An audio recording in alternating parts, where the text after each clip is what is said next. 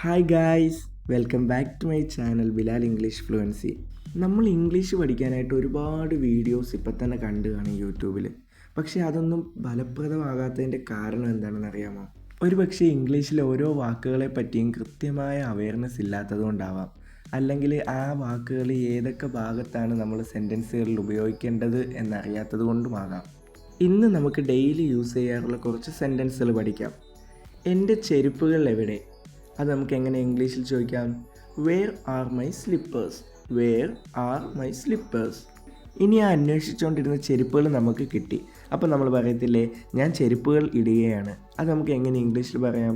I am putting on the slippers. I am putting on the slippers. അടുത്ത sentence, ഞാൻ ബാത്റൂമിലേക്ക് പോവുകയാണ്. അത് നമുക്ക് എങ്ങനെ ഇംഗ്ലീഷിൽ പറയാം? I am going to the bathroom. I am going to the bathroom. വേണമെങ്കിൽ നിങ്ങൾക്ക് ബാത്റൂമിന് പകരം ലൂന്ന് യൂസ് ചെയ്യാം, വാഷ്റൂമെന്ന് യൂസ് ചെയ്യാം.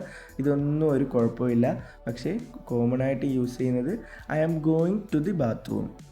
അടുത്ത സെൻറ്റൻസ്, ഞാൻ മുഖം കഴുകുകയാണ്. അത് നമുക്ക് എങ്ങനെ ഇംഗ്ലീഷിൽ പറയാം?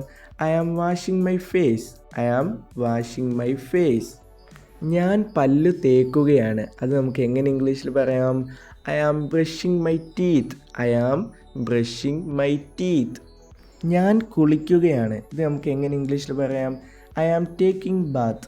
അങ്ങനെയും പറയാം. I am taking a shower. അങ്ങനെയും പറയാം. അപ്പോൾ എന്തൊക്കെ പറയാം?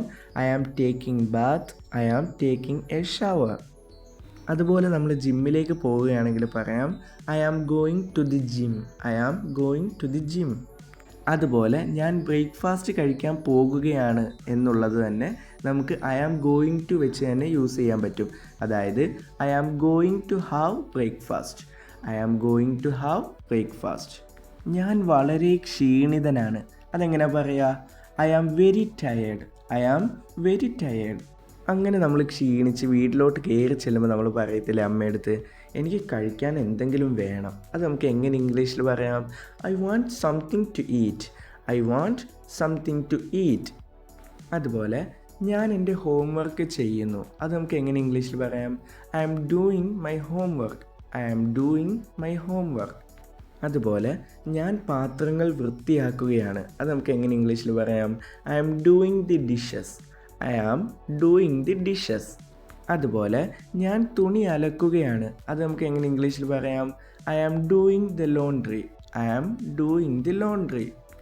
അങ്ങനെ നമ്മൾ നേരത്തെ കഴിച്ചു, പാത്രങ്ങൾ കഴുകി വെച്ചു, തുണി കഴുകി, അങ്ങനെ ഇതെല്ലാം കഴിഞ്ഞിട്ട് അപ്പോഴും അമ്മ പറയുക, ഡി മോളെ അതുകൂടെ ഒന്ന് ചെയ്യ്. അപ്പോൾ നമ്മൾ എന്താ പറയും? ഞാൻ വിശ്രമിക്കുക, എന്നെ ഇങ്ങനെ ഇതാക്കല്ലേ, എന്നെ ഇങ്ങോട്ട് ശല്യപ്പെടുത്തല്ലേ. അത് നമുക്ക് എങ്ങനെ പറയാം? ഞാൻ വിശ്രമിക്കുകയാണ്. അത് നമുക്ക് എങ്ങനെ പറയാം? I am taking rest. I am taking rest.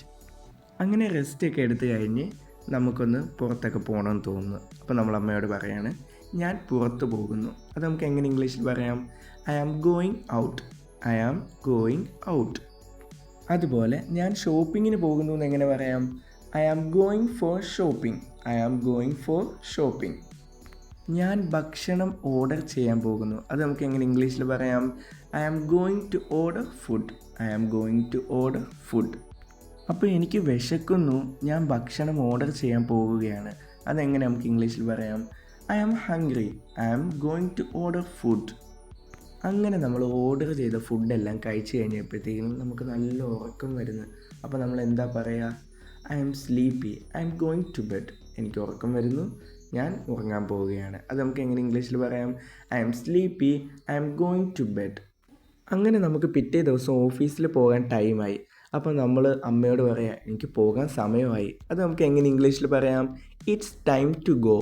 It's time to go. അതുപോലെ തന്നെ ഓഫീസ് ടൈമൊക്കെ കഴിയുമ്പോഴത്തേക്കിനും നമ്മുടെ കൊളീഗ്സിൻ്റെ അടുത്ത് നമ്മൾ പറയത്തില്ലേ നമുക്ക് പോകാൻ സമയമായി. അതെങ്ങനെ നമുക്ക് ഇംഗ്ലീഷിൽ പറയാം? It's time to leave. It's time to leave. അങ്ങനെ ഓഫീസിൽ നിന്ന് ഇറങ്ങാൻ നേരം നമ്മുടെ താക്കോല് കാണുന്നില്ല വണ്ടിയുടെ. അപ്പോൾ നമ്മൾ അതൊക്കെ ഇങ്ങനെ തിരക്കിക്കൊണ്ടിരിക്കുമ്പോഴത്തേക്കിനും അവിടെ ആരെങ്കിലും നമ്മുടെ കൊളീഗ്സ് എന്ന് ചോദിക്കും, നീ എന്ത് തിരയുന്നത്? അപ്പോൾ നമ്മൾ പറയും ഞാൻ എൻ്റെ താക്കോൽ തിരയുകയാണ്. അത് നമുക്ക് എങ്ങനെ ഇംഗ്ലീഷിൽ പറയാം? I am searching for my keys.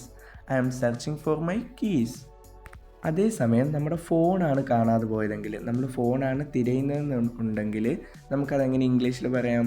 I am searching for my phone. I am searching for my phone. അതേപോലെ ഞാൻ മുറി വൃത്തിയാക്കുകയാണ്. അത് നമുക്ക് എങ്ങനെ ഇംഗ്ലീഷിൽ പറയാം? I am cleaning the room. I am cleaning the room. അതേപോലെ നമ്മൾ വീടും ഓഫീസൊക്കെ തുടയ്ക്കാറില്ലേ? അങ്ങനെ ആ തുടയ്ക്കുക എന്ന് പറയുന്നതിൻ്റെ ഇംഗ്ലീഷാണ് വൈപ്പിംഗ്. എന്താണ്? വൈപ്പിംഗ്. വൈപ്പിംഗ് എന്നുള്ള വേർഡ് നമുക്കൊരു ഇംഗ്ലീഷ് സെൻറ്റൻസ് ആക്കിയാലോ? ഇപ്പോൾ ഞാൻ ടേബിൾ തുടയ്ക്കുകയാണ് എന്ന് പറയുന്നതിൻ്റെ ഇംഗ്ലീഷാണ് I am wiping the table. I am wiping the table. അതുപോലെ നമ്മൾ വാതിൽ പൂട്ടുകയാണ്, ഞാൻ വാതിൽ പൂട്ടുകയാണ് എന്ന് പറയുന്നതിൻ്റെ ഇംഗ്ലീഷാണ് I am locking the door. I am locking the door. നമ്മൾ ഡെയിലി യൂസ് ചെയ്യാറുള്ള ഇംഗ്ലീഷ് സെൻറ്റൻസുകളാണ് നമ്മൾ ഇന്നിവിടെ പ്രാക്ടീസ് ചെയ്തത്. ഇതുപോലെ തന്നെ നമ്മൾ ഡെയിലി യൂസ് ചെയ്യാറുള്ള സെൻറ്റൻസുകൾ ഓരോ മലയാളത്തിൽ പറയുന്ന കാര്യങ്ങൾ തന്നെ നമ്മൾ ഇംഗ്ലീഷിലൊന്ന് ചിന്തിച്ച് നോക്കുക. അപ്പം അത് ശരിയോ തെറ്റോ അതൊന്നും മാറ്റർ ചെയ്യത്തില്ല. നിങ്ങളുടെ ആ ഒരു കാര്യം ചെയ്യുന്നതോടുകൂടി നിങ്ങളുടെ ഇംഗ്ലീഷ് സ്പീക്കിംഗ് ഇമ്പ്രൂവ് ആയിക്കൊണ്ടേയിരിക്കും.